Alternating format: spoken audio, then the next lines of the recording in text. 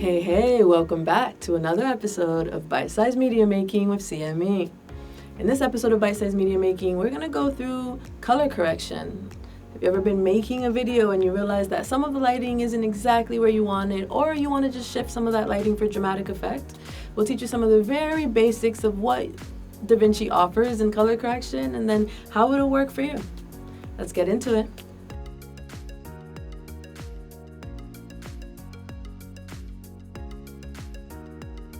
So we have our video, everything is edited the way we want, and now we want to work on a bit of color correction for it.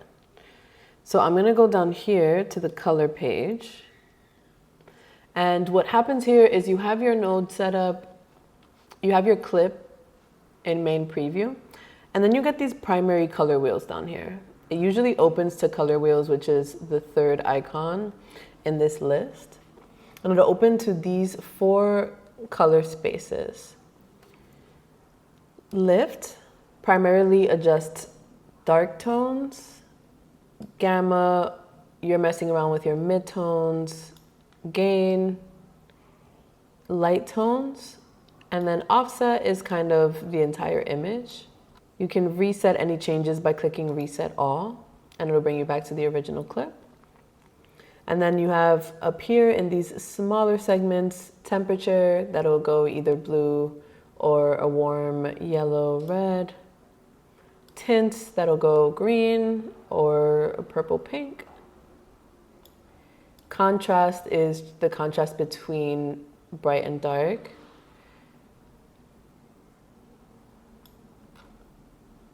Pivot gives you a bit of a sharpness. And mid-detail also gives you a different kind of blur versus sharpness as well.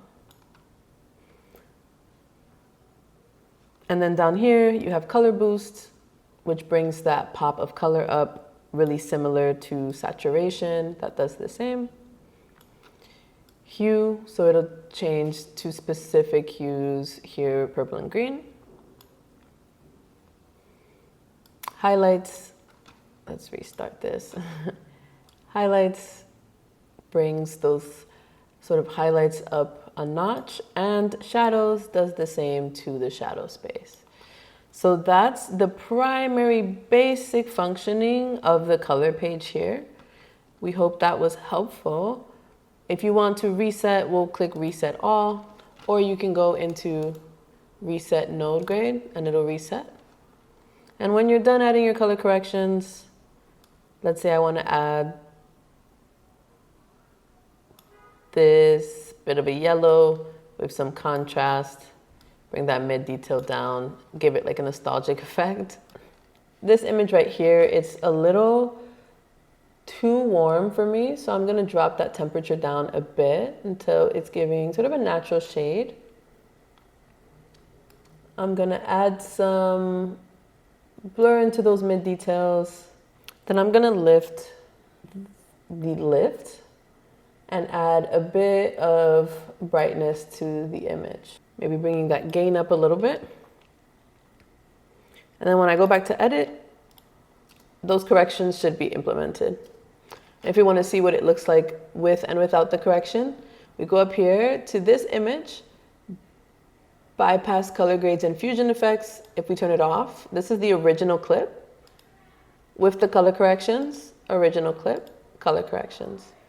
So pretty beautiful work, a big shift in that color grading, and it gives you a lot of availability. So get into it, work through your color grading, add different emotions and feels with your colors, or just shift your image to the color grade that you think looks best. Don't forget to like and subscribe, and let us know any videos that you want to see or any issues that you found come up for you, and we'll try to get to it in one of the future episodes. We hope this was a super helpful bite-sized media making tip. Thanks for watching this episode of Bite-Sized Media Making with CME.